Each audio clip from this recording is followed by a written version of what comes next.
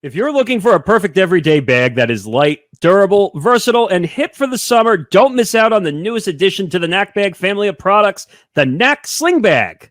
Yes, in a season full of ugly bucket hats, bootleg t-shirts, and board shorts, the Knack Sling Bag will make you the talk of the beach.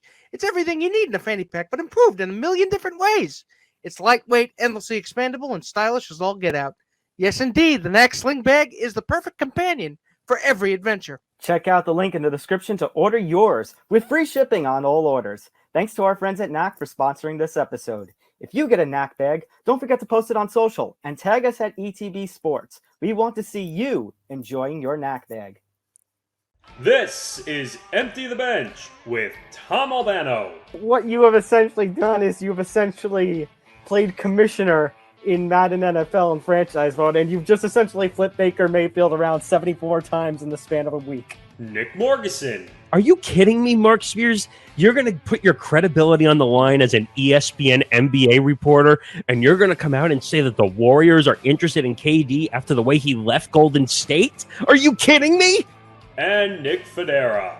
He wouldn't be in a position to demand anybody of anything. He wouldn't even be in the position to demand everyone drop their pants. Empty the Bench starts now. Get me a straw hat and a pair of suspenders with no shirt, because you could open up a vineyard with all these sour grapes. Welcome to episode 143 of Empty the Bench, where all the sour grapes fly. That's Nick Federa and Nick Morgeson. I'm Tom Albano. Before we get started with our talks on these topics, we have a lot we got to get through, I think I need to give everybody a little peek behind the curtain. I feel responsible as a media person, as a writer, at least in the MMA side of the world, to understand exactly what has happened. So if you're following us, make sure to follow us at ETV Sports on Facebook, Twitter, and Instagram, and subscribe here on YouTube. You may have noticed that our episode went up at normal time last week, 3 p.m. Eastern, as usual. But about an hour and a half or so before our episode could air, the news of Baker Mayfield broke. Now, full context, we always record on Tuesday nights. So we were in, if you saw that second half of the show, we were talking about we don't exactly know what's going on with Baker Mayfield's future. Well, now we do know. And I know this is old news. I know we got more we got to get through, but I feel it is our responsibility, with such as a big story as it was last week and we couldn't talk about it, we should lead the show off with the news. Baker Mayfield has been traded to the Carolina Panthers for a conditional 5th-round pick. Now, for more details, we don't know what the condition is. It could be upgraded to a 4th-round pick, but we have no idea what this condition is. We don't know exactly what it's going to take. The Browns agreed to take on $10 million, about approximately, of the contract. The Panthers were going to take the other 8. However, the Panthers then also agreed with Baker Mayfield on a $3 million pay cut, which Mayfield will have the opportunity to earn back in incentive pay. So, by the way, first I got to start with this. What the f***? Because the news had to drop about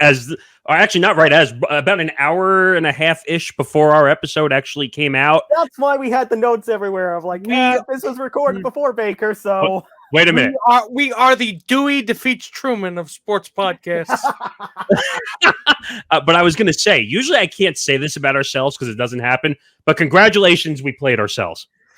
We did. Congratulations, Dickweeds. And the Dickweeds are us.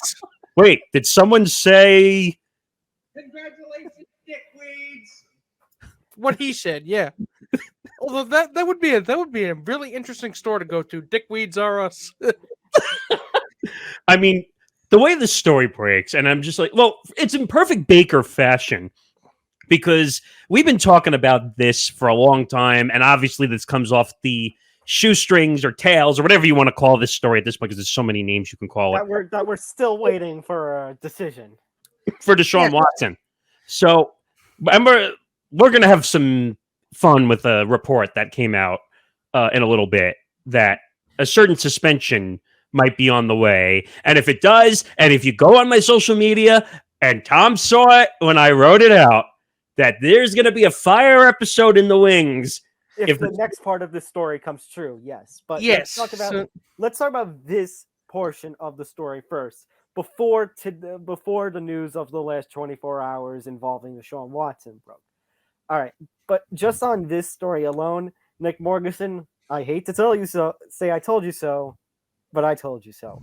The Browns had absolutely no leverage. They had no right to say that they were gonna, another team would have to take on all of that money, because the issue is the teams already knew. The teams already knew that Baker wanted out. Everybody knew about the contract that they gave Deshaun Watson.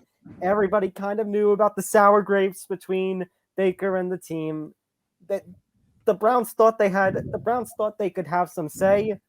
They really did not have any say whatsoever. Believe it or not, I actually don't think that I was wrong. I actually think that the Browns are just being the Browns, and they just said, you know what? We don't want to deal with Baker anywhere. This has, first of all, forget the money situation. Well, on the money situation, though, they do kind of play themselves a little bit. They thought they were only going to pay half, and now they're basically paying 2/3 of the contract. No, but my point is that the Browns are just acting out of character on everything right now. They're just saying, you know what? F you, and we're just going to take it out to everybody. And we don't care if people say we're wrong. We're going to double down, and we're going to triple down, and we're going to quadruple down until people don't like us anymore. You may hate me for this next statement, but I have to say it anyway. Uh-oh. But the Panthers did win this trade because Baker. They did. They did. No, Nick, I disagree. But wait, listen. I disagree. Either team won this trade. The Panthers won, but I think there's a bigger winner than the Panthers. Yeah. I think there's a bigger winner. Baker Mayfield? Baker Mayfield. Yeah, Baker Mayfield. and that leads me to my next point that I thought you guys were going to hate me for. Well, wait a minute. Wait. Before you go there, I just want to say I agree with you, Nick. I think the Panthers won this in a landslide. I think they won this because they're not paying most of the contract. Yeah, everything else is gravy. And they did what you're supposed to do at a trade. They upgraded their position. Think about it. Barely, but they did. Baker Mayfield's better than Sam Darnold. He's better than Corral's still a rookie. Baker's basically going to be grooming him for next year. But he's not the starter yet. It's a competition. Correct. But all you had to do was give up a 5th-round pick. Well, this is the Browns saying to Baker Mayfield. And which leads me to my next point. Baker is free. The burden of expectation has been lifted off his shoulders. He is free. No, he's not. The burden, yes, because the burden of expectation is off him. He is on the Panthers. He can suck all he likes. I disagree. No one's going to be looking at him. I wholeheartedly disagree with everything you just said. That one, he has to prove himself if he wants a new contract. So he better win. And he better prove himself. And if he doesn't win, he's got to at least come out and put out a performance so that, because this is an audition for a new contract. Who is going to care anymore, though? But time out. But on that note, that's why Baker won this trade. Because, Nick, you're talking about he has to prove himself. He needs to earn. Honestly, if he stuck with the Browns, he wasn't going to get that opportunity. Yeah, but look at the team he's playing on compared to the Browns. I think the Browns, with a little help, are a much better team than they have been in the last couple of years. Exactly. Okay, but again, you're right, because the Panthers are not in great shape. But again, the issue is he wasn't going to get the opportunity, which actually, the reason why I say that relates to the next story, which will anger you, Nick. So my only thing is Baker needed that opportunity to try and audition for all 30 teams, or 32 teams basically, or some of the 32 teams for next season. So I think this is great for him. That's why I think he's the ultimate winner of this trade. That's why the Panthers win this trade. And honestly, the biggest losers at this point is just the Cleveland fan base. Because it's like what I said in a minute. Yes, when this story broke. Yes, I know Baker isn't a saint. Neither the team nor as an angel. I know he's not a saint. I know he ruffled feathers in the locker room. We did have that report that the locker room was very divided. But But I do agree though with Baker that Baker got a bad rep part of this situation. I was going to say, but you have to consider this: who is the only quarterback to have given a playoff win in the last 20 years to Cleveland? Baker. Well, Baker Mayfield. Now we're going to state the obvious, but yes, who is the only quarterback in Cleveland to give them their only playoff win in Pittsburgh? Baker Mayfield. Baker Mayfield. So, like, it goes back to what I said in that minute when that news broke.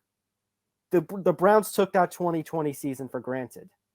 And now the fans are going to suffer because they have to wait more for long-term success. What's more suffering to Cleveland these days in the football world? It's normal. It's normal for fans in Cleveland to suffer or to have their hearts stomped and crushed like the beer cans they gave away for free when they won that playoff game. It's as regular as rain in Cleveland, which is a terrible thing to say, but well, again, not wrong.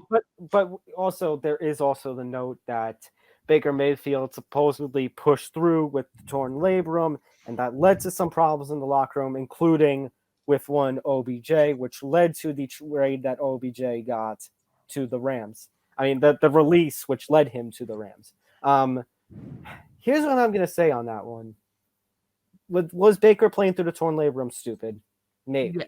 Yes. Yeah, it was. And they're saying that Baker basically refused to go on IR. Here's my problem with that. You're the team. You have the right to say, no, you're going on the injured reserve. That could have been like a major investment lost if he was out for the rest of the year. But they didn't make any progress anyway. No, but I'm saying is you're right. And this happens a lot. And we don't see it. And again, sorry, Nick. Go ahead. I was going to say, and again, that's also on Cleveland for picking up the 5th-year option right after the 3rd year. If they knew that they were going to make this move, that it was in the back of their head, they should have never have picked up the option. And they were below 500 at the time anyway, so there was no reason for them to have let him push them into getting him back. Again, no, it talks about control. We're talking about owners have control, teams have control. They should have said, no, we're saying as your team, as your employer, you're going on IR. Well, let me point out one other thing. What does it tell you that when they're trying to figure out their quarterback situation and they decide to pick up a quarterback who allegedly committed 26 sexual assaults? They're talking about how Baker divided the locker room. They want an adult as a quarterback, and you pick up somebody with problems. That's my point. That's what I'm trying to point out. That Baker Mayfield, who they said the bad boy, ran away from the police, did all these dumb things, yells and screams and does everything. But you pick up a quarterback that allegedly committed 26 sexual assaults and is lying to the American people, the public, the media, that he is innocent and didn't do anything. That's who you want in your locker room? Yes, that is the equivalent of saying, Charles Manson is really not a good babysitter, but you know what? Who's actually better? Blackbeard. I was going to say, this situation kind of reminds me of Bill Clinton and Monica Lewinsky when he was like, I did not have sex with this woman. But wait a minute. Oh, it came out afterwards. That's what this is. Like, everyone thought Deshaun Watson was this angel that did nothing, and then it all comes out. It comes down like a pile of bricks. First of all, the two of you are too young to be making those references, so. Hey, I'm a history buff. What do you expect? You were in diapers, boy. I was there. Well, here's the thing. Here's the other thing about Baker and that injury. Because everyone's saying that Baker was stupid, that Baker caused the issues and stuff. I want to play devil's advocate. We are Yankee fans. We know that the Yankees last season, 2021, they barely made the playoffs. It was an absolute disaster. There was a certain somebody who was playing through injuries and got surgery in the offseason. DJ LeMahieu. If DJ LeMahieu does not play in one of those August-September games he pushed them through, and they lose and end up missing the playoffs, and there came out that he could have pushed through but elected to, for his own good, stay put. But think about us as Yankee fans and think about Yankee fans. How many of them would be calling him the P word, the B word? Well, that's just fans who don't understand what it's like to be an athlete. Well, that's to understand what it's like to be a Yankee fan. Wait a minute. wait a minute. Let me point out one more thing that Nick said last week. You went off on a tangent when Kevin Durant was sitting on the sidelines being paid for a year for rehab. Now, I get it because he hasn't won anything and everyone's getting on his case. But if you didn't have a guy like him, they wouldn't have gone as far as they did. People forget this. Which, by the way, I'm not begrudging him. I mean, if it's a great gig if you can get it. I mean, because we thought there would be better things ahead. Well, we were planning for championship parades in Brooklyn when he got there. Well, all of that I think is part of a bigger issue that's for another time about athlete toughness, athletes being too tough for their own good, and how we should view playing through injuries. But we got a lot more we got to talk about. Actually, I do want to make one more note, an interesting note, guys. Do you remember when these rumors about Baker to the Panthers started? That Robbie Anderson, a wide receiver on the Panthers, actually commented no on one of the posts. Yeah, that was a viral tweet. I remember. And now Baker is on the Panthers, and apparently, according to Robbie Anderson, it was because he was trying to back his quarterback, which was Darnold. Which is the biggest load of you-know-what. And now the reports have come out that Darnold and Robbie have also been fighting. Well, not fighting, but Robbie former Jets teammates fighting. Didn't see that one coming. Don't you just love it when you can't spell you can't spell dysfunctional without functional. You can't. There's no E in dysfunctional. Otherwise, I would have loved to have seen. Jets just escaped the shit. There you go. Okay. There you go. And by the way, I know Johnny is advocating. Johnny from Game On every Tuesday here on the Empty Adventure Podcast Hour is saying, great on the Panthers, great for Baker. Panthers are a fitting home for him. Hey, Seahawks. So you're telling me you're fine with Drew Lock and Geno Smith as your QB? You've been saying that a lot. And actually, I agree with you that Baker would have been a better situation there in Seattle. I know there are rumors that somehow Seattle and San Francisco, those two rivals, will somehow make a trade to send Jimmy G over to Seattle. No, now they're talking about Jimmy G going to a bunch of teams. And I was like, what? Like Jimmy G's injured. And I'm going to be elected Pope in a landslide. Doesn't mean it's actually going to happen. Yeah, but my point is, if you're fine with Drew Lock and Geno Smith, you might as well trade Tyler Lockett or DK Metcalf and blow the MFL. There was already rumors about DJ Metcalf. Whether they'll actually go through with it is another thing entirely. Oh, no. I guarantee you this year, you're going to start seeing the rumors come out. DJ Metcalf pissed off about quarterback situation. Trade me. Something like that. All right. So we've been talking about the Baker Mayfield situation and how it actually could relate to the Deshaun Watson news, because now it's official. We were already assuming it when Baker had the issues when he was still on Cleveland's roster. Now it's official. If Deshaun gets suspended, the answer is Jacoby Brissett. But a report has come out within the last 36 hours. This is Tony Rizzo, who's a reporter in ESPN Cleveland.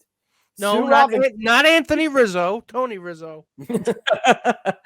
Sue Robinson, who is overseeing this case in this fight between the NFL and Deshaun Watson and his team, the NFLPA on the side, kind of rooting for Watson, that it is potentially going to be a 4 to 6 game suspension.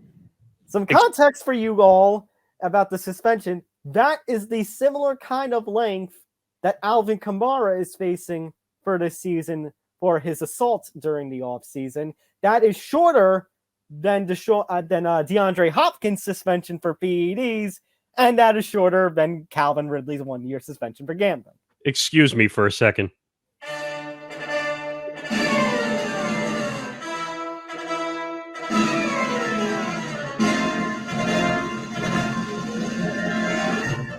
Welcome to the circus that is Deshaun Watson and Judge Sue Robinson. It's going to be the new drama on CBS. I mean, seriously. You've already got the legal drama aspect of it. You're halfway home, but still, 4 to 6 games. That's all you could get. Seriously? According to Rizzo, and actually Mike Florio of NBC and Pro Football Talk has been following this ad nauseum. Apparently, I know your feelings on Florio. But apparently the evidence that the NFL is citing is not holding up. Oh, good. That's great. Just leave it in Roger Goodell's hands. That's perfect. Yes. No, this isn't in Roger Goodell's hands. I'm saying that's the next step. They're going to leave it in Roger Goodell's hands and say, I don't think so. I think this would have to go to a third party. You can't have the NFL appeal and then Goodell make the decision. Then what was the whole point of this process? well, Rob Manfred made the rules that he gets to basically control everything in MLB. The NFL can just say, you know what, MLB's doing it, so we'll do it too. I mean, imitation is the sincerest form of flattery, is it not? I don't know. This situation is just good. I said it, and I will say it again. If this comes down as a 4 to 6 game suspension with Calvin Ridley getting a year for gambling, which is allowed, which they're partnered with in the NFL, It's a victimless crime. then I said there's going to be a fire, either breaking stream for this show or an episode, because there's going to be a lot of issues if this is a 4 to 6 game suspension. So here's my question. Well, I have several questions. Remember, there are 4 cases that aren't settled. One of them being the most prominent one with Ashley Solis, who was interviewed on HBO. Is there any word on that case? Yeah, I hadn't heard anything. That one kind of went dark. Well, then again, I mean, if it actually, maybe there's more to be done. Maybe there's more investigating. Maybe I want to keep an eye on that though. But my other question, and this actually relates to our previous topic about Baker. Do you think the Browns were willing to kind of take the low road, take the conditional, because they heard maybe a rumbling that it was going to be this short of a suspension, and they're willing to? No. First of all, Baker had no value. Let's just be plain and simple here. Baker had no value, and basically they went around the NFL. They went around the NFL. Oh, they could have gone around the NBA, but they would have gotten nothing. But the NFL and basically said, here's my trade chip. Who wants it? I think I understand that Baker's not as valuable as other quarterbacks, but for something like a Carolina or Seattle, it is an upgrade. And again, you don't as much as Baker may not have too much value, the Browns also didn't have the leverage. They really had no right to say, oh, you have to eat all of Mayfield. No, actually, you know who had the leverage? Baker Mayfield had the leverage. Yeah. That's the only one who had leverage in the situation. Baker Mayfield basically could have said, F you, I'm not doing anything, and I'm going to totally compromise your trade situation and make you have to pay me. But he didn't do that. He wants to play. He wants to but play. he's the one who wins in the end. I don't know if I 100% agree that he wins unless he comes out and he plays halfway decent. Then no one wins. But I mean, it's even questionable about Deshaun too, because we're talking about Deshaun and his playing ability. Deshaun didn't play a game last year. He didn't play a game last year. Yeah, and Deshaun shouldn't be playing a game this year either. Let's put it this way. He should get at least half a season, but we've seen what the legal system does to athletes, haven't we? They don't seem to give a shit. And this seems to be the least worst option for Deshaun Watson if it turns out that this is actually what they're gunning for.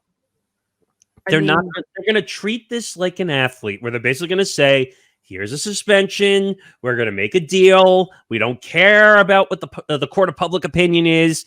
And that's it. We've spoken. Done. Essentially, Ray Rice 2.0. I was going to say, and I mean, after dragging the NFL through this controversy for 15, 16, 17 months, actually, that does lead to one more question before we move on to the next subject. Again, does this go back to everything about the NFL, the evidence that the NFLPA was citing, how Jerry Jones, Daniel Snyder, with all their controversies, not getting any kind of punishment? Like, did the NFL do this to themselves? It's the opposite. The NFL is an owners league as opposed to the NBA, which is the players league. MLB is an owners league. We're talking about an owners league. We had an owner getting a stiff one under the table and they did nothing to him. Okay. My point is, yeah. So, let's put it this way. He was getting some craft services under the table and no one decided to do anything about it. Okay. but they deal with this situation with Deshaun Watson, and they basically say, you know what? Wow, I actually got one off for a change. I broke Nick. Yes, I win. Do you need a minute, Nick? No, I'm good. I'm good. I win. Yes. Proceed. My point was that Deshaun Watson is basically getting treated way different than the owners are. Okay, because players in the NFL, no, boo, can't do that. Can't treat them good. But not then, allowed. Again, but then you're agreeing with my question of that the owners the NFL kind of did it to themselves. Oh yeah, everything in the NFL is done by themselves to themselves. All right, let's talk about. We got more football. I know it's summertime. I know All-Star time for MLB is coming up. We got more football. Hey, Nick Morganson, let's start some raging early though.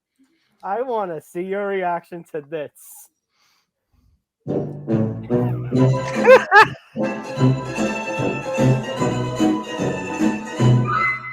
Speaking of stiff ones, etc., we got to set up to a topic that's right out of a porno flick, ladies and gentlemen. All right. So I'm going to try and go through this story as best as possible to kind of help explain this to those wondering what the hell is even going on. I'm just going to warn you. At the end, I'm going to have an opinion of all opinions that you're not going to expect. That's all I'm going to say. All right. So when Zach Wilson was drafted in 2021, his girlfriend at the time was Abigail. And of course, Zach Wilson was drafted out of BYU. And he was best friends with his teammate and wide receiver there, Dax. Is it pronounced Milne? Yeah, who's on the Washington Commanders. Yeah, who's a player on the Washington Commanders. Well, as it turns out, Abby and Dax are now dating. So Abby is now dating the now former best friend to Zach Wilson.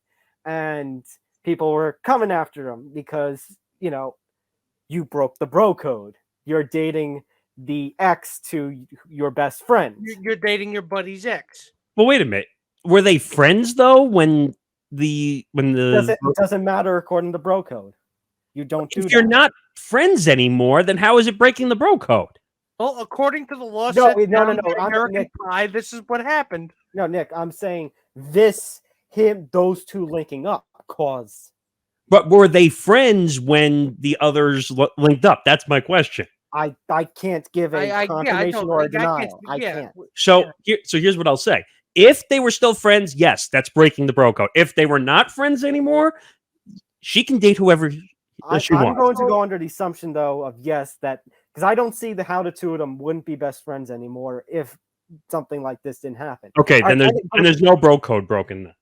Wait, no. If they split as best friends, you just said if they split as best friends because of the ex dating. No. I'm saying if they were not friends and she decided after they're not friends anymore. Okay, well, we don't have any confirmation. Okay, that was my point. We don't have any confirmation on that. Yeah, you're getting stuck on the semantics here. You're not even. Yeah. Okay. So the follow-up about the fun part of the story. All right. The fun part of the story. The one that's got the internet all up in arms is Abby now has come to the defense and is actually accusing Zach Wilson of sleeping with the friend of his own mother. What the? So, his mom's friend. He is accused of sleeping with his mom's friend, who is an older woman. Going to Cougar Town. And he's not even a Bengal. Look at that. I was gonna say Lions, Cougars, and Bears. Oh my. Oh man, this is gonna be an interesting episode. So, ladies and gentlemen, we usually don't indulge in this kind of showy gossip, but every once in a while, let's kind of sports. Let's face it. This is taking up the whole internet. I know we have Baker. I know Baker's a bigger story. I know was a big story last week. I know the Deshaun Watson thing I mean, that's been a marathon of a big story. Well, but this is what the internet is talking about. It is. Well, I was, just for context, when I saw this, I was at my grandparents' pool, and this story pops up on my phone. And I'm like, I didn't even read the whole headline. I just saw Zach Wilson and Jets quarterback involved in something. And I'm like, oh, boy. So then I open up my phone, and I'm like, that's not what I was expecting. I was expecting some kind of injury or something stupid, not like this. And then I have one thing to sum this all up. Oh, wow. Well, thank you, Mr. Flair. In Well- fact, you know what? I'd imagine that was a very specific kink for him. He actually paid to have Ric Flair in the room with them.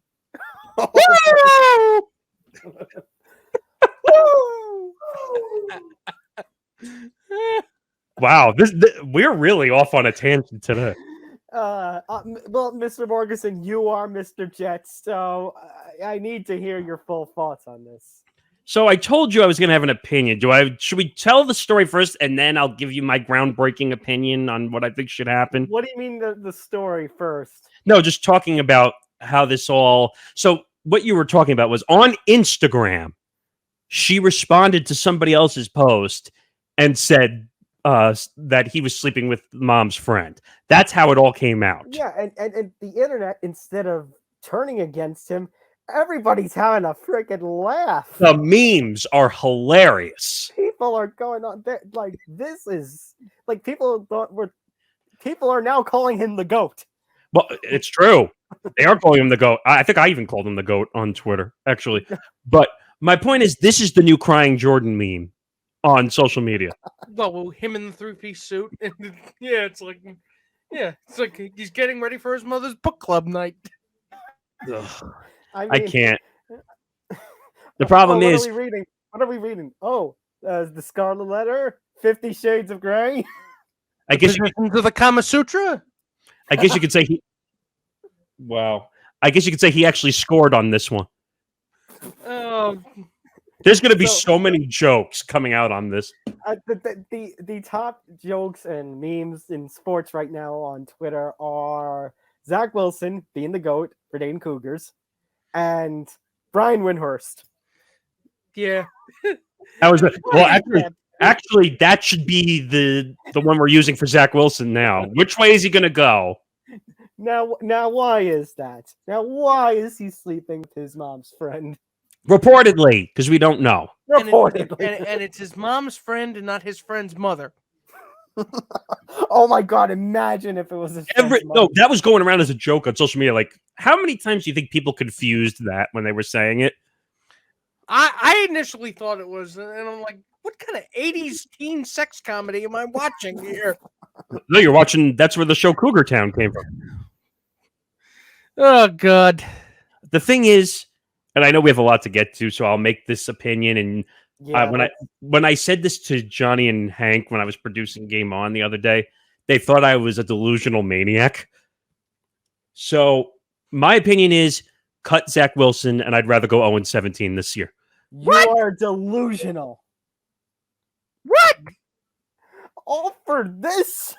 Look, I know I have one bad ear, but this one still works. Did you say what I think you said?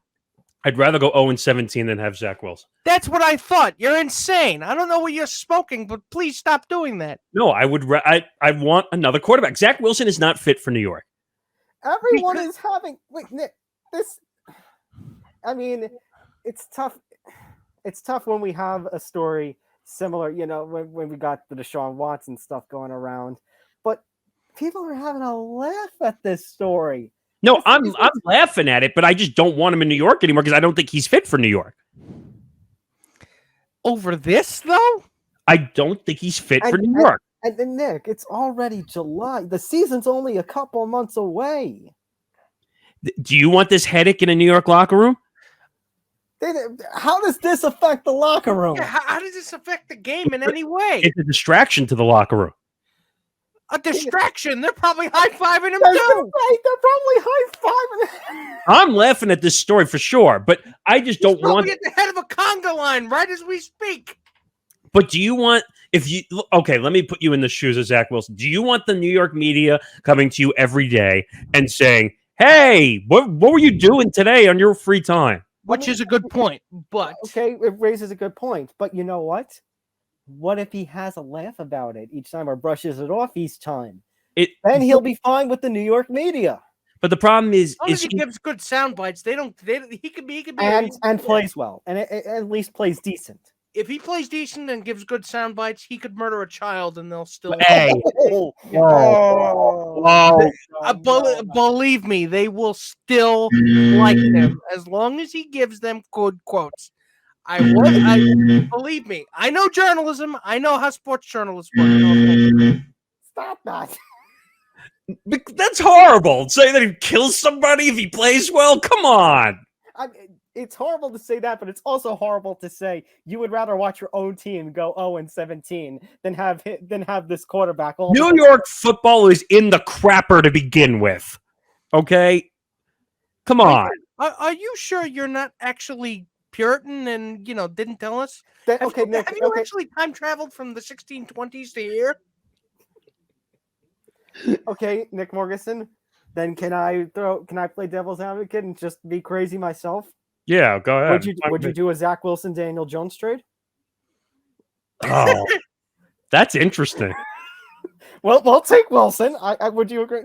We'll take him. I mean, he's definitely got a livelier arm. I think he's an improvement over Jones, and you don't have to worry about the distraction. I don't know. Livelier social life, but still, that's beside the point. Well, Daniel Jones has his own issues, but my point is, I don't know if I would trade it for Daniel Jones. I don't like Daniel Jones either. I don't like New York football. Let's go that way. Okay. I think you're being a contrarian just to be a contrarian. No, I don't like Daniel Jones. I don't like Zach Wilson. I don't like the way New York football looks right now at all. I'm sorry, but it's hard not to come off that way, though. You don't think New York football is in the crapper? Yes, it is, but not because of this. This is just the cherry on the shit. All right, Nick, I'll ask you the same question. If you're in Zach Wilson's shoes right now and the media is bugging you to death every day, including if you have a crappy performance on the field and you're being asked the same question every day, would you want to deal with that? And there's a solution to that. Play well and they won't care. You're missing the point. What if you say he has 3 bad performances in a row, just gets absolutely abominated, and the media is coming after you for this still? Would you want to deal with that?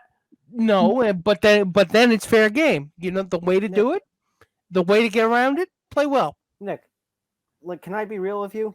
You would have been crapping on Zach Wilson if he played terrible anyway.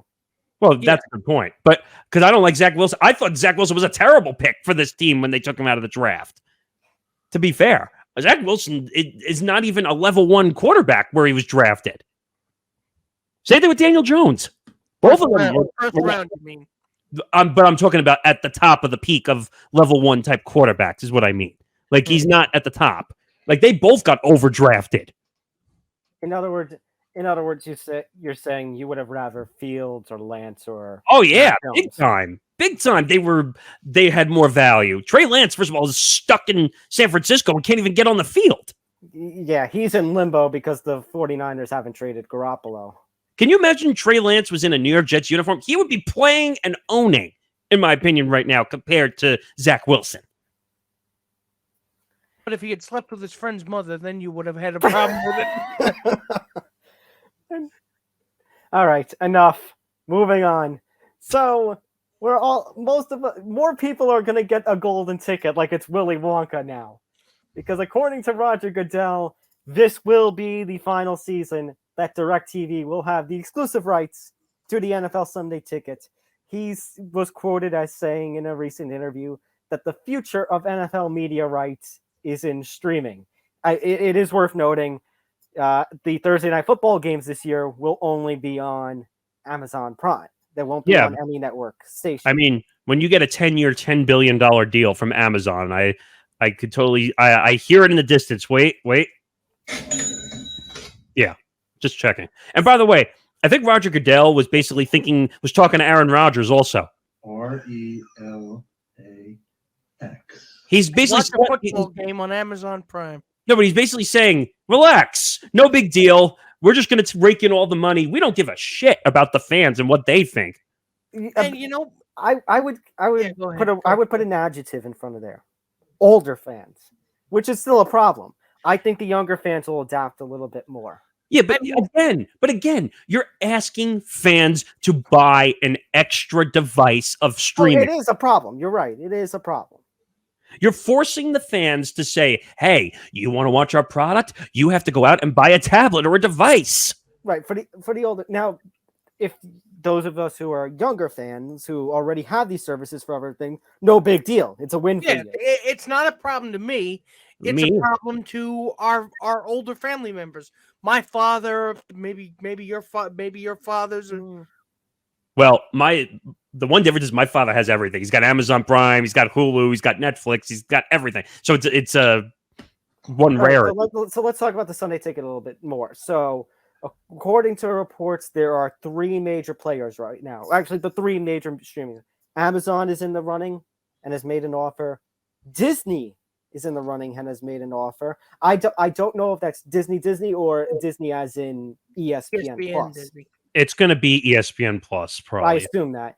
Or Apple, which, if you remember, Apple was recently in the news for acquiring the MLS rights. First of all, hot take on Apple TV Plus. Get out of the sports game now. Get out of it. It's not working. It's not working. I mean, it's a pain in the ass, but you know. And also, can you pick broadcasters that actually know the sport that they're calling? Well, here, time out. My problem with Apple Plus is more of that if people it's like what you said. I don't think as many people are subscribed to Apple Plus as they are Amazon Prime. I think if you hit Amazon Prime or ESPN Plus for the NFL Sunday Ticket, you're going to have a lot more people. You're going to have a lot more people willing to purchase. But here's the problem. The major problem is that they don't care about the numbers of people watching. All they care is that the signature is put on the dotted line for the check and that the money clears. Now, that is a fair point. Case in point, WWE Network on Peacock. They don't exactly care anymore about their ratings. What did they get, like 12 billion or whatever? Because they get like all these billions of dollars on all these deals. Not just the Peacock deal, but for Raw and SmackDown. They paid NBC Universal and Fox respectively paid $1 billion plus. But looking at Major League Baseball for a second, Amazon, Peacock, Apple TV Plus, ESPN Plus, even though that's part of ESPN. But my point is, there's more streaming services than actual TV for MLB. And I made another point, and Nick, I said this to you last week also. Amazon, we were talking about the Yankees. We were talking about this off air. Yeah. They have 22 games or 21 games this year, all on Fridays. It's a Friday package. And they're talking about over the next 2 to 3 seasons, it's going to double each time. Think about that for a second. So you're going to go from 21 to 42 to 84, half the season, more than half a season. Well, I'll give the hot take that I gave, and you guys see this conversation. If you're going to go half the season plus on Prime, what's the point of the YES Network and all the regional sports networks that these teams broadcast on? Now, the one difference between baseball and the NFL... The regional sports networks still make money hand over fist. Well, right. That was going to be my point. So in MLB, it's different because you have regional TV networks. So it's going to affect them more if you go to streaming services. In the NFL, since everything is national, except for the radio... Everything is, you want the streaming services because that's going to bring more people. Right. And I mean, you got people who are already, or what, like, who this is going to target? This is going to target the DirecTV customers who have to find another way unless they're subscribed to these. It's going to, like, they're opening themselves up a little more because you don't have to be subscribed to DirecTV. So that is a plus when it comes to this kind of thing. And also when you're talking about taking away from television, you're not going to take away Monday Night Football because Monday Night Football, that's ESPN and ABC stronghold. I think what you're going to do with Sunday Ticket is, let's use our example, our local teams, the Giants and Jets. Let's say the Giants are playing a 1:00 game. Of those 1:00 games on the Sunday Ticket, at least here in New York, you can't watch it on the ticket. They're going to say this game is blacked out. If you want the ticket, you have to go to Fox and watch the game. Oh, it's a good point you brought up, and what I would do is, if you're going to go to streaming, the blackout's got to go away. It's got to go away. I think it's got to go away with the exception of your local market. And I would take it away completely. If you're going to make fans buy the streaming, the blackout's got to go away. You can't hit them if you're going to make them use streaming services. But you can't hit the local networks. Well, too bad. If you want streaming services, then you're going to have to. It's like Nick said, you're going to have to hit into the regional networks. But yeah, I was going to say, but the NFL on the local networks, they're always a winner. Yeah, but the thing is, there really is no local for the NFL. Everything is national in the NFL. Now that is a fair point, especially when you consider how many people are really watching. Like with NFL Red Zone, some people aren't watching. Yeah, me too. But some people aren't watching NFL Red Zone just to see every game as much as possible. They're looking for fantasy, or gambling, or Nick Federa. In your case, you said, why should I watch every game when I can just watch next day the 30-minute highlight packages on YouTube? Like I'd said before, that Sunday Ticket never really appealed to me because I don't need to watch the full game. If it's out of market, the only game I'm going to watch start to finish is the Giants game or the national one that's on Fox. Now everything else I can just get off of Red Zone. Now, if you make everything else you have Red Zone with Scott Hansen. Now, if you tend to make a day, give me the important stuff, not the filler. Now, if you're fantasy obsessed and take a whole day out of it, like a whole celebration of the day, like I do, for me, this does appeal to me. Sunday Ticket streaming. This is very good for a certain type of football fan. Correct, and I think there is one more advantage that we're not talking about. It's that being able to have this, if the Giants are sucking, and it's like and let's say it's week 15, pivotal NFC matchup between the Rams and the 49ers. Okay, Rams-Vikings, Rams-49ers. But because of the time slot it's in and the location is in, we're going to get Giants-Washington on Fox. You're talking essentially about the location based of the games. Right, but what I'm saying is what Sunday Ticket is going to do, the Sunday Ticket, this easier access is going to do, hey, as much as I'm a Giants fan, I want to be entertained right now. I don't want to watch sucky football. I get to turn on the game that I want to see. And I understand that. It's more options, especially if we're working off the hypothetical that both teams in this scenario are a mile below 500. I mean, but wait a minute. I definitely can see that. No, but if you're going to go streaming, then you have to forget about, because on TV it was different because they could flex and move all these games. With streaming, you could carry everything continuously and simultaneously at the same time. So there's no such thing as blackout anymore, if you think about it. That's the problem. One more story we got to talk about. So the other question I was thinking back to Deshaun and Baker, was considering Deshaun's short suspension, and if the NFL kind of played themselves when it came to the owners, how screwed is Daniel Snyder, if he's screwed at all? Well, funny enough, we asked ourselves that because a report has come out earlier this week that Daniel Snyder, the owner of the Washington Commanders, is offering, I did not expect this, but he is offering to testify in front of Congress via, like a Zoom or something. I did not expect this. Which to me, he really seems like the kind of worm where if you apply the slightest amount of pressure, he's confessing to every single parking violation. No. I would say that this is finally the court of public opinion coming through and saying, if I keep hiding, people are going to have this perception of me. I better speak up, even though I'm going to speak in question marks above my head all the time, and people are not going to understand a word I'm saying, but I'm doing it so people can say, oh, well, I spoke in front of Congress. Now you can't tell me what to do. It really seems like he's taking, hey, scumbags can testify. He's taking the, hey, scumbags can testify too lesson from the January 6th hearings. It's almost like, wait, being an evasive dickhead isn't helping me. You know what? Daniel Snyder reminds me of the character from, I don't know which character from Charlie Brown it was, that always has that angry black scribble above the head. They all do. That was an artistic choice. But that's what Daniel Snyder makes me think of. Like, he has the angry scribble above his head all the time. And when he goes in front of Congress, he's going to talk like the adults on that show. That's true. But I don't know.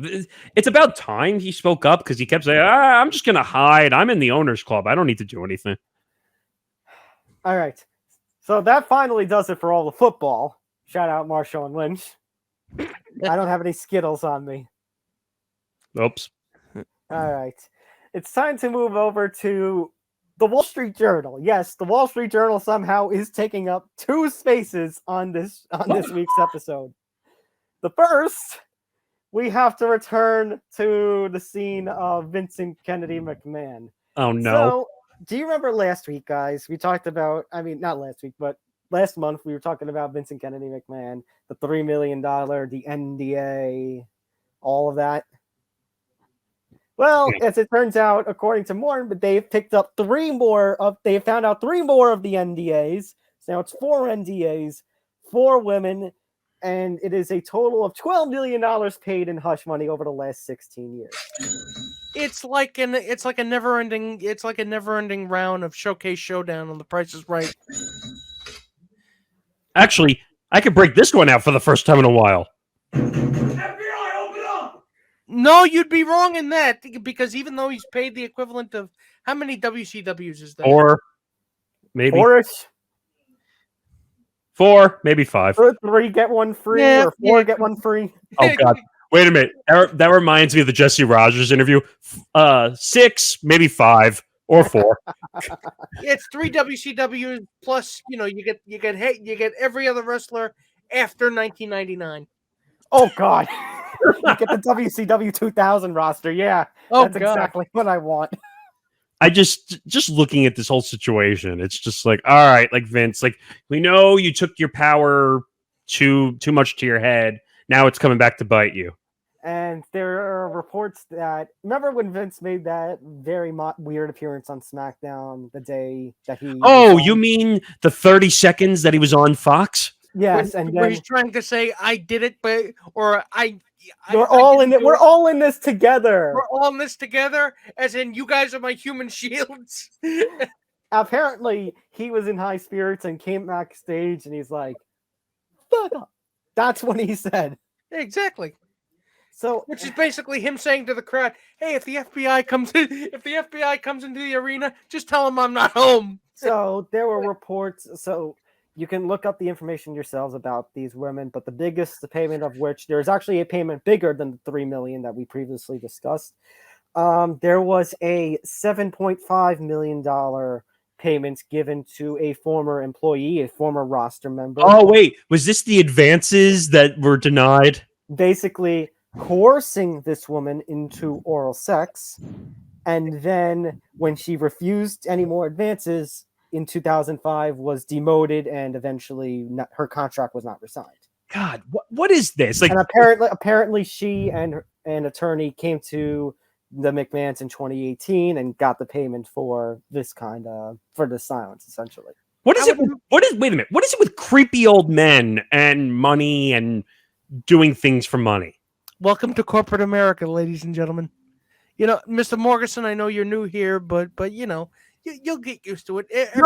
Everything is terrible. No, I'm just saying creepy old men like and he is a creepy old pervert, because I think honestly, as much as Tom, you said before that the character of Vince McMahon is the reason why they won't let him off the creative team, or they won't give him the heave-ho. But I would contend that the character of Vince McMahon, the cartoon character, is what's allowed him to kind of dissociate from the scumbag that he actually is. All right, so this is tough to say because, by all accounts, he should be out. By all accounts, no. But this is what This is Dave Meltzer. I told you guys the other day I wasn't sure it was the Dave Meltzer from Wrestling Observer Newsletter. He's actually been making rounds on appearances in the media discussing this kind of story. If this, and don't deny me this, guys, if this was an NFL player, if this was an MLB owner, if this was one of the commissioners, heaven forbid, of one of these leagues, could you imagine what this kind of story would be doing in the news cycles? If this was, I will go a step further. If this was Rob Manfred, don't deny this, Nick Morganson, you would want a breaking news, 6-hour long stream from us discussing this. Well, absolutely. Well, yes, but the point I was going to make is actually, why aren't you comparing this to John Gruden? I mean, I'll answer. I'll actually kind of answer this to put it up to sum it up to a point that he was making, because we were just talking about, and you said this last one too about the cartoon character Vince. I would go a step further. I think some shitty stuff in wrestling, including this, is allowed to happen. You know why? Because it's wrestling. Oh, because it's not a real sport. Because it's a niche. It's a ha funny, or I don't care, or that stupid fake shit. That's why. Sexual assault. It allows them to get away with it. That's what he's saying. Time out. Sexual assault and sexual advances are supposed to be fake, funny. No, that's not what he's saying. That people don't care. If you notice, second story. Sorry, Nick, but this second story has not gotten the kind of traction that the first story did, and that's because I think people just don't care about wrestling. Then why do it? Because it's still worth reporting on. There's responsibility. This is a really bad situation. But wait a minute, I'm confused. Are you saying that they're trying to report it to gain notoriety to WWE? No. What he's saying, and correct me if I'm wrong here, Tom, is that because there's always been this public perception of wrestling is just fake and silly and almost a live action. People don't pay attention to it. People don't pay attention to it. Which allows for shitty stuff like this to go on. Which allows shit like this to fly under the radar for as long as 16 years. In other words, what I'm saying is you can laugh at all the silly shit that goes on in front of the camera or hate it but this stuff there is stuff behind the scenes. There is stuff behind the scenes. There is.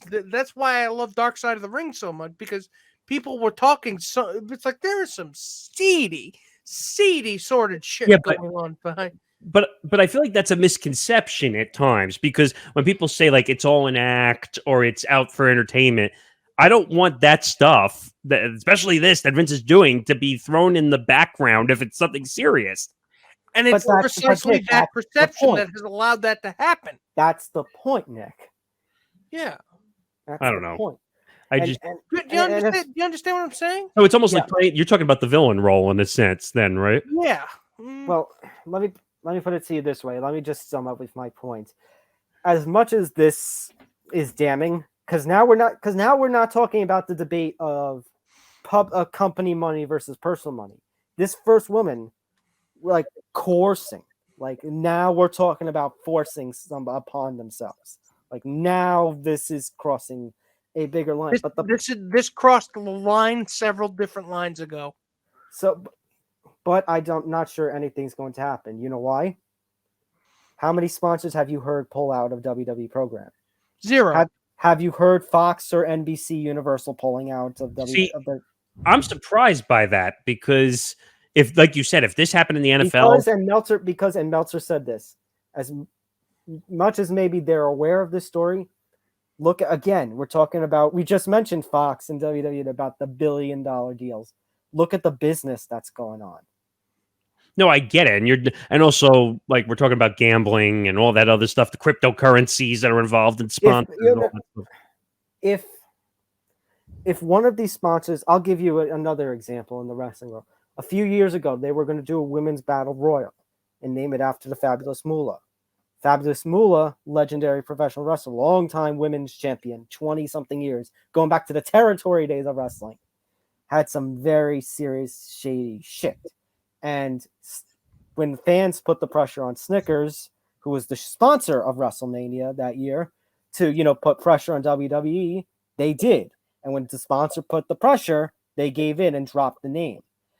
There has been no sponsor or TV anything that have been putting pressure on them to force Vince out of there. But I think this goes back to what we were talking about before with the streaming. Because WWE now has that massive deal with Peacock, they don't care. They're allowing Vince to do what he wants because they have a $12 billion deal with Peacock. That's Tom's point. But that is my point. I'll give you another one. What about what's it called? What about what I told you guys also about that one member of the board of directors from ESPN, the creator Connor Shell, resigning the day before this story dropped? Well, that doesn't surprise me because ESPN and, well, when it used to be with ESPN, they never had an amazing relationship with the WWE. But I don't know. My point is, I just don't see anything happening unless a sponsor or anybody gets involved. And actually, John Laurinaitis, there was an NDA discovered about him, which actually led to a demotion in 2012. I remember him being taken off TV. So the timing of it is also kind of strange. This is insane. Like Nick was saying, we were talking about NBA players and how ego is affecting everything that's going on. In the WWE, it's NDAs. Everything is NDA'd. Well, listen, my whole point is this, because we got to move on. We're already over an hour into the show. My opinion is still the same of that from last month. I think Vince is going nowhere. I think Laurinaitis will ultimately end up being the fall guy and getting fired for this. And as soon as the hysteria dies down, Vince is going to take forward back the role of CEO and chairman, which actually he technically still has because Stephanie, let's face it. He never released the reins of it. It's in the face. Let's be face it. Stephanie McMahon and Triple H at the helm is just... It's just, they're a face. I'll throw one thing out there and then we can move on. Is Vince one of those guys where basically he's metal proof, where basically everything that hits him, it bounces off? Like that, he's Teflon. He's Teflon. Which he feels like that. If the United States government couldn't bring him down in the 1990s over the steroid stuff, I don't know if this is going to... Well, I would say steroids were different in the 90s, but I know what you mean. But I don't know. I don't like this whole thing that Vince is like indestructible. Like it's not good. I don't think anybody does. Nobody does. It's almost like he's the president of the United States times 10. Like he's worse than Donald Trump. I'd say they're just about even. But... oh God. And let me just say, it has nothing to do with politics. I'm just pointing out that basically Trump was able to walk around and do whatever he wanted, and no one, like, even though people were pissed off at him, like somehow he never got in trouble for anything. Same thing with Vince. Well, now you know how it works. That's how powerful men get away with it. When everybody else that's supposed to be a check on them is basically just going, eh. Who cares? He's making us money. Who cares? All right, so actually in the last 36 hours, the Wall Street Journal has dropped another story in the sports world, this time in golf. The PGA is actually under investigation as we're getting ready for the Open to start. The PGA is now under investigation for a possible antitrust violation. Of course, antitrust is the anti-monopoly law, and of course we see the PGA and actually now clashing with this new LIV Golf. We have talked about it before, all the money that's being thrown there, all the golfers jumping ship. LIV, very Saudi-sponsored, people's perception of that, very, appropriately, this is just... Bizarre? You're Mr. What? Bizarre? Yeah. Mr. Golf, can you... no. I follow. You follow. I mean, Johnny's really the one who knows golf. Yeah.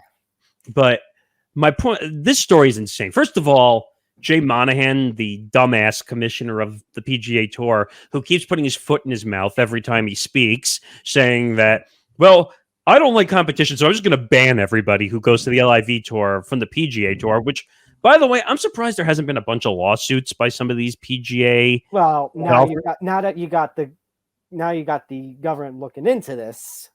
Well, Jay Monahan needs to zip it, because he's putting the PGA at risk, including these antitrust violations, which are now coming out. So I'm surprised, first of all, it really wasn't the PGA that made the news. It was Tiger Woods and Rory McIlroy who made news because they basically came out and had hard stances against the LIV Tour. Mm-hmm. Tiger Woods kind of blasting, like basically saying to these guys, the PGA Tour kind of made you guys, and now you're turning your back on them. At which point, ladies and gentlemen, it's kind of Tiger Woods saying, do you people have no morals? Which, coming from Tiger Woods, is kind of... All right, can we be careful? Rich. Can we be careful? Because Tiger Woods was offered $750 million to be on the LIV. I turned it down. Yeah. Because he said that his integrity was important. I think that goes back to Nick's point, though. Let that one marinate. It's just a little incongruous. I can't quite get the pieces of that puzzle to fit together in my brain. It's a square peg in a round hole. Exactly. So I'm just going to say what I told Nick Morganson before.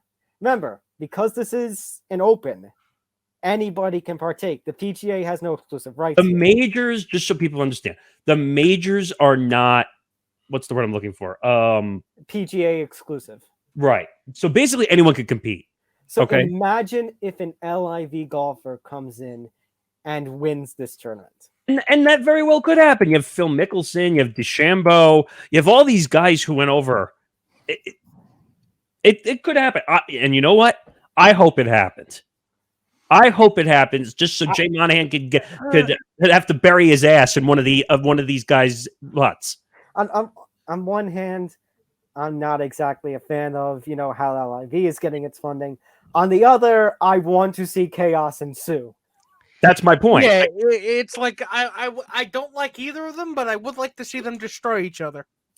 It's like that meme from Godzilla of let them fight. You just want to see them eat each other, and then hopefully they both implode. Exactly. All right. All right. Mr. NBA, it's time to discuss this trade that hit the news late last week. Well, rumored trade that got rejected, but yes. Excellent. So, wow. Thank you, Dr. Evil. Thanks, Mr. Burns. Oh, that's excellent. Timberwolves rejected an offer for Kevin Durant. Nets asked for Karl Anthony Towns, Anthony Edwards, and 4 draft picks. Now, guys, I don't know if you remember in the hour-long diatribe I went on in the NBA in the last episode that I said the rest of the league should call the bluff of the Nets on a Kevin Durant trade. Okay? So far it's happening because according to reports around the NBA, everyone is bluffing at what the Nets want for Kevin Durant. Congratulations, you played yourself. So there are reports now that teams around the league are finding their price a little too high. We did think that it was going. I'm saying the exact thing I said in a minute. People thought it was going to be this historic trade, and the expectation is it was and probably still will be. But apparently the Nets are getting a little too big for their britches. Oh, of course they are. What they're asking for. Well, the problem is we don't know what they're asking for. This is just a baseline because it must have come out from the Timberwolves. But if this is a baseline, this is a pretty significant baseline. No, well, actually, this is not teams offering. This was the Nets asking. Right. So, did you really think that the Timberwolves, after making a large trade for Rudy Gobert, were going to go and blow up their team after that? There is that. What's up, Nick? Are you agreeing? I thought that. What? I thought that. You thought they were going to blow up their team? Yeah, I thought there would be at least one NBA team that was desperate and stupid enough. No. Wait a minute. That's not the point I'm making. I said, would the Timberwolves blow up their team after just acquiring Gobert for the amount of pieces they gave away? I did. Wow. Well, I'm just sitting here thinking, because I'm going back to the Baker Holes debacle. And this is actually, as much as it's two different sports, it kind of relates. These teams know Durant wants out. These teams know Durant isn't going to play for Brooklyn. And the hellhole that the situation could be if Durant is still in a Brooklyn uniform come October. One thing I will say is, though, that there is still a glimmer of hope that he might end up in a Nets uniform. Okay, there is that. But at the same time, you're right, with his contract running through 2026, continuously increasing, but Durant still being, as much as I say he has failed as a number one in Brooklyn, he is still one of the best players out there. Here's the problem. It is going to be a high price. Here's the problem. So what just happened in this offseason with the Nets after one season because he didn't like what was going on and he's forcing his way out? That's what is being weighed on by other teams around the league. Well, guess what? If we stink, is he going to force his way out of of our team also? That's the problem that's being weighed right now. Same thing with Kyrie Irving. Same thing. Well, actually, there is actually another, again, news coming in the last 24 hours or so on the Kyrie Irving side of this little debacle. So, according to Michael Scotto of Hoops Hype, Kyrie Irving, we've heard this rumor about him going over to the Lakers and what the Lakers would move. Apparently, the Lakers are unwilling to move multiple first-round picks in order to acquire Kyrie Irving. Then the deal's off. Well, let me give more context. Context is necessary on the show. Scotto was reporting that basically what would have happened was it would have been that second first-rounder would not have been about Kyrie. It would have been about taking on Russell Westbrook. The Nets would then give Kyrie Irving to Los Angeles like LeBron James wants. Then the Nets, what they would do is take one of those two first-round picks, like their own or the Lakers in 2023, and Westbrook's contract, give it to another team, basically using that first-round pick as incentive. Basically getting a third or fourth team involved, which I feel like we're at the point, Nick, considering all the different rules, considering the fact that Westbrook's contract itself is worse than Durant and Kyrie's, these will need to be 3 and 14 deals. Well, of course, because we said this last week, and you actually said it last week, that the salaries will not match because you have to match between 80 and 90% salary just to make a trade, which people don't realize that you can't make this is not NBA 23 where you enforce trades and just say, I'm going to trade anybody, or it's not like MLB The Show where we would sit and trade a player for an all-star and make it happen. It's not that way. It's not going to be that way, but I do feel like, again, I still feel like there's somebody out there that's dumb enough to pull the trigger on this. Whether it's Dolan or not. I'm glad you brought up Dolan.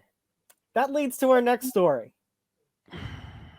The Utah Jazz are announcing, after originally denying, they are saying that they are willing to sell Donovan Mitchell. And guess who is a potential team in the running? Well, and Jim Dolan just decides to kick the door down and just invite himself in and then lick all the hors d'oeuvres. Well, guess what? You don't have one team in competition due to a certain rule. Oh, that's right. So let me have Ben Simmons still. Let me explain this again, because again, I've already seen it on social media. Get Donovan Mitchell to Brooklyn, so maybe KD will stay and blah, blah, blah, blah, blah. All right, for the 10 millionth time that I have to explain this rule to NBA fans, which I'm going to revoke their fandom cards from. The Ben Simmons is on a rookie contract extension. Okay? Signed a 5-year max with Philly, then was traded to the Nets. You can't trade for two guys on the rookie max extension. That's it. Nets are out. Okay? And so is Golden State. Meanwhile, James Dolan is having himself a good old time hearing this news. But he doesn't want to go to New York. He's already said, Donovan, he doesn't want to go to New York. I mean, he says that, but that doesn't mean that Jimmy ain't going to try. But that doesn't mean Jimmy ain't going to offer Utah all the different young assets that the Knicks have. Why don't we just offer Madison Square Garden while we're at it also? He probably would sell that too. Offer him as a collateral. He's probably got one of Jimi Hendrix's guitars in storage. Give him that too. Why don't you just offer him his band while you're at it also? Yeah, give him his band. Give him the ownership and the naming rights to the Eagles. Give him the shirt off your back. He'll do it. And I will give you one more bonus. If you give us Donovan Mitchell right now, we will give you free boxed air. Wow. I don't know. I mean, let's put it this way. So where is he going to go? He's not going to Miami. They don't have room for it. I mean, actually, they could, but the trade is going to be insane, just matching the numbers. Again, there's too many rules in the NBA to make trades. But that's what's stupid about it, because you have to be, like I said before, you have to be a theoretical physicist to try to figure out how all these deals fit together. No, you need to be a mathematician. Well, is there, let me ask you, because you would know this better, at risk of not trying to be an idiot, is there potentially a big contender who might be looking at this, that this contender would be willing to give up young assets and picks over the next 3-4 years to try and win a championship this or next year with Mitchell? Well, Donovan Mitchell, in my opinion, should cost less than KD. In theory, I agree. In theory, not saying, but the way it looks now, it doesn't look like that. But I don't know. I mean, Miami would have been a good spot. I just don't think it's going to happen. Phoenix doesn't really have the money. I mean, they just gave a max extension to Devin Booker. They're dealing with a headache in DeAndre Ayton. They're going to have to give up young guys just to bring him in. Boston really doesn't need him. They don't need him because they just got Brogdon, who's unbelievable, going to be a 6-man off the bench, which really could be a starting point guard. I mean, Milwaukee. I was going to say Milwaukee, but again, so news that broke as of recording today was that Middleton had surgery on a torn ligament. He's going to be back for the beginning of the season. They just need him back. If he didn't get hurt, I actually thought they were going to win the title. But again, fallacy, predetermined outcome. Yeah. But so it's going to be interesting then with Mitchell. It's going to be tough. Let's put it that way to turn these trades. All right. 3 more small stories to note. Brittney Griner, I mean, saying small story, this crosses over basically into politics. Brittney Griner has pleaded guilty to a drug charge in Russia. She is facing a 10-year sentence. I don't know what the government's doing in terms of trying to bring her home, if anything. Bill Richardson, a former governor in the U.S., is actually on his way in the next couple of weeks to I don't remember, Nick, you might know this. Like, he got one of the people that was held captivity, one of the military guys that was held in Russia. He made a deal to bring somebody back to the U.S. I don't remember what the guy's name was. It had to do with military. I know that. But there were a lot, so I'm kind of. But he made a deal. He to get one of them back. So they're saying that his negotiation skills are pretty good. Now, Russia's been playing hardball this whole time with this. And again, I'm going to use the next term, political football, because that's what this really is. But I want to point out something, like a little side story to this as well. And I was talking to the guys when we were in pre-show meetings. I need to go and trash the Today Show, because the Today Show had the band Macy on the Today Show, and the drummer had a shirt that said "Free Brittney Griner" on it. And that's been going around. MLB All-Star Game, they were all wearing the number 42s, everything. Megan Rapinoe, when she was getting the Medal of Freedom, had a BG thing on her pocket. So the Today Show decided you need to turn that shirt inside out. You don't want that showing on camera. Which I'm shocked. For a network like NBC, I'm very shocked they would do something like that. Why do you care? Because they don't want to offend someone somewhere, because somebody thinks that's political. Wait a minute. You know what that looks like to me? It looks like you're taking Russia's side by making it does. It really does. It's like first of all, the people that would get offended by that are not the people you want to be associated with. But throw the politics aside for a second. Why would you're trying to get Brittney Griner back. Everybody likes Brittney Griner. Everybody. I mean, maybe not the networks, but my point is that everybody, all the big time celebrities, all the WNBA players. And by the way, did you see the tweet that LeBron put out? Yeah. That I almost lost my mind over? That Brittney Griner should think about maybe not coming back to America. Are you kidding me, LeBron? I mean, if she was paid as much as you are for doing twice the work, she wouldn't have had to go to Russia in the first place there, buddy. No, but I literally wrote, and I'm going to the tweet because I'm just... No, I get your point, is that no matter what you think about Brittney and what she was doing over there, or the crime, the accidental, the drug bring, you want her back home, is the point. Right. And by the way, just finish that point. LeBron, if you think she should stay in Russia, you go to Russia, leave the NBA behind, all the money you were making, leave the businesses behind that you had, and go live in Russia. You want to take our place? Don't make a statement that you're going to regret making later, is what I would say. And that's what he did. He put his foot so far in his mouth, I think he choked and died. All right. MLB All-Star rosters have been announced. Home Run Derby roster is also getting announced. And no, the Home Run Derby actually has No, the Home Run Derby is good. This up on the screen is a problem. Okay, so it's time for another edition of Yes! Rob Manfred. We haven't done this in a while. Here's the thing. So there were a notable number of snubs. Actually, I want to bring up Jeff Passan's tweet because Austin Riley, to name one. Jeff Passan actually listed a good amount of snubs for basically that got snubbed out of the All-Star game. A lot. It was a huge list. Yeah, so trying to. I mean, there were so many names. Like it was almost like a parade system with a list. Like I was just like, whoa! Like what is going on?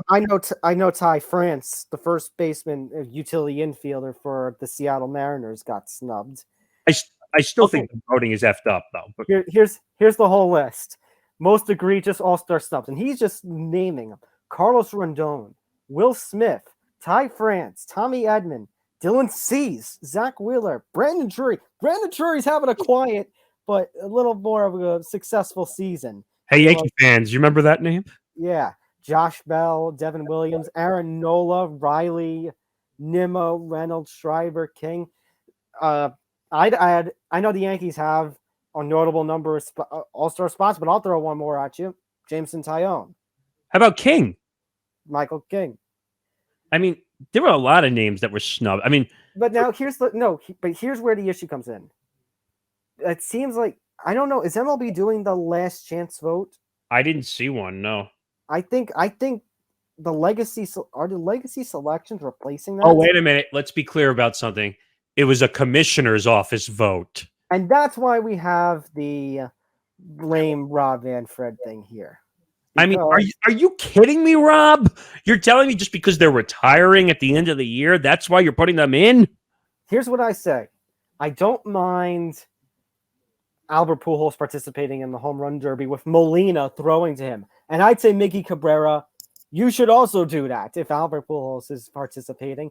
I don't mind giving them a little thing on the All-Star roster, on All-Star night, to give play a video package of each of them, give them a warm standing ovation.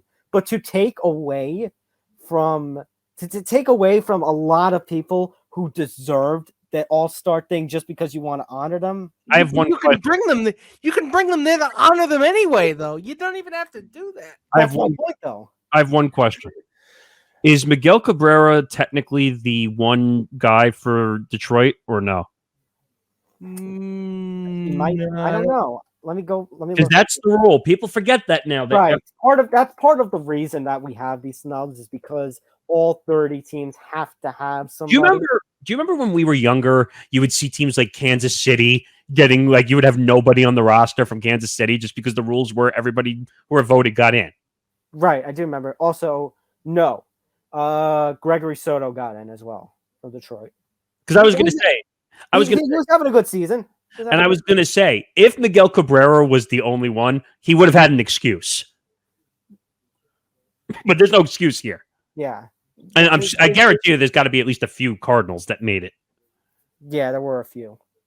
So what's the excuse here, Rob? I want to hear it. To honor them. But again, like Nick said and I suggested, you could have them do the home run derby. You could have a ceremony for them pregame. You don't need them to play in the game. How much fun would it have been to have Albert Pujols, Miguel Cabrera? You have Ronald Acuna Jr., who announced he's going to be in the Derby. Pete Alonso going. If Pete Alonso wins, guys, he will be the only player to have won 3 consecutive Derbies, and he'll join Griffey Jr. in having won 3 total. By the way, this is where I have a bone to pick with the dumb voting system and sometimes letting fans vote. Pete Alonso should have been the starter at first base. I mean, I agree. Yeah. As much as I like Freddie Freeman, Alonso's just having a better year. As a Yankee fan, I know that's illegal to advocate for Mets, but I'm telling you that look, fair is fair. But Alonso is doing what Aaron Judge is doing in the American League. Both New York teams are. If you didn't have Alonso and Judge, like totally breaking it open in New York, what would baseball be this year? Not much. It'd be zilch. We'd be talking about Rob Manfred being a dick all year. Which, we do anyway. But That's still. a spectator sport. Yeah. All right. One more story got to talk about. So Novak won Wimbledon. Yay, he won the one tournament he can compete in. Do you have plans to get vaccinated? No. So I'm not only going to compete in Wimbledon. I'm not going to do it. You're not going to tell me what to do. F you. Which if that is his version of I'm going to Disneyland, that is just terrible. Well, I don't know what he's doing because, again, he can't compete in the U.S. Open. He can't compete in Australia because essentially he got banned from Australia reportedly for 3 years for trying to fake that he was vaccinated. So, Yeah, but fake vaccine cards cost money, I guess. But you know what's free? well, no, he didn't have a fake vaccination card. He tried to pass off that he was vaccinated. Exactly, and it probably cost him money. But you know what's free? Getting the shot! I know I sound like a broken record when it comes to this stuff, but Jesus H. Christ. Oh, no. Jesus Christ in a muffin basket. I just got an idea. I no. just got a bad idea. Oh, no, what? Let's call up Dana. I was going to suggest Vince, but because of Vince's content, let's call up Dana. Novak versus Kyrie. We're gonna WWE it. We're gonna put the COVID vaccine on the page. You have to give your own in the vaccine. No, wait a minute. What is that? What is that thing called where they put the cash thing hanging from a string? The ladder match. No. But they put what is it? Cash match or whatever they call it. Money in the bank match. They should do a Money in the Bank match, but instead of putting money in the suitcase, they should put a vaccination shot in it. Yeah. But the problem is the two of them are going to run away, so no one's going to win. It's the only wrestling match where no one jabs at all. And by the way, I do have one breaking story to end. Oh no! I was going to end on a funny note. Well, you can end on your funny note, but okay. Well, this isn't breaking news technically, but this is breaking news to us. It's breaking news to us as we're recording. According to Shams, the NBA Board of Governors today discussed an in-season tournament concept of all 30 teams competing and then 8 teams entering single elimination round to determine the winner with the final 4 at a neutral site. Wait a minute. So you're going to do an in-season tournament and you're going to make the play-in tournament for the NBA playoffs permanent? That's what they're talking about starting in 2023. No! But you know what? I understand getting high, but you know what? Not every idea when you're high off your tits is a genius idea. Congratulations, dickweeds. So here's my question. Are you canceling the All-Star festivities then? How do you do an in-season tournament and the All-Star You're going to have to. You're going to have to cancel the NBA festivities if that's the case. We heard you like tournaments, so we put a tournament on your tournament. Wait. And that's before the other No, tournament. they're copying March Madness. Well, here's my question. Is the prize the rumor that basically the winner of the in-season tournament's going to get an automatic playoff spot? Do that. It's going to be like halfway through the season. I don't know if that's true or not, but it's just, here's my problem with that. That means, say the Knicks, and I can't believe I'm saying this, but if the Knicks get hot at that point, win the turn, they could be it's 82 games, so they could be a 26 and 56 team in the playoffs. And have an automatic playoff That's spot. disgusting. It's grabbing the golden snitch. Let's put it this way. This is the NBA just trying to grab at straws, looking for more TV time. I mean, that's really what it is. Oh, and by the way, we have a LeBron James update on his comments. So my comments on The Shop, which is his show on, what is it, Showtime, HBO, whichever one it is. So my comments on The Shop regarding Brittney Griner wasn't knocking our beautiful country. I was simply saying how she's probably feeling emotionally along with so many other emotions, thoughts, etc. inside that cage. She's been in for 100+ days. Long story short, hashtag bring her home. Nice walk back, LeBron. Yes. I'd love to know how you moonwalked that back. I mean, like literally, he just went. Gentlemen, I will just end this episode by saying the usual Nick Federa expression: "Watch what you tweet." Exactly. So that I can't believe this. Like, he just went from saying live in Russia to I didn't say live in Russia. I said live. like the golf tour. No, I said live in Russia. It's all about the live. That's going to do it for this week's edition of Empty the Bench. Make sure to follow us across social media at ETV Sports. Make sure to follow the network on all social media, including TikTok at ETV Network. Make sure to follow us on our own social medias. You see them across the screen there. That was perfect timing with the social medias. Right. And also, this episode is presented by Knack Bags as well. Make sure you go get the new Knack Sling Bag. If you use our code in the description down below, free shipping. So everyone loves free shipping. Yep. And make sure to hit that subscribe button to make sure you are notified of whenever we go live on the Empty the Bench network, whether it's for Empty the Bench, Beyond the Bench, Game On, anything that our network might. And a lot of new things coming soon. Yes. So make sure to subscribe. All right. For Nick Federa and Nick Morganson, I'm Tom Aldano, and we will see you next time on Empty the Bench. Good night, everybody. Good night, everybody. Good night, everybody. See you next week.